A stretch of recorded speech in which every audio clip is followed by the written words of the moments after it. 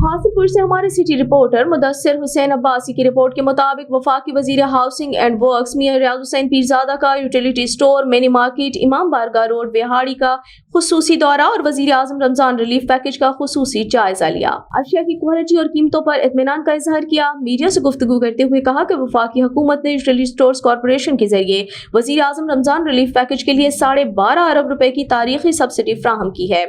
मुल्क भर के तमाम यूटिलिटी स्टोर्स पर गरीब और मुतवस्सित तबके की आवाम को 19 बुनियादी अशिया रियायती कीमतों पर फराहम की जा रही हैं।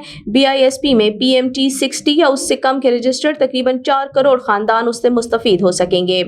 इस पैकेज के तहत आटा 10 किलो, बैग 648 रुपए में, घी 335 रुपए फी किलो, चीनी 109 रुपए फी किलो के हिसाब से दस्तयाब हैं।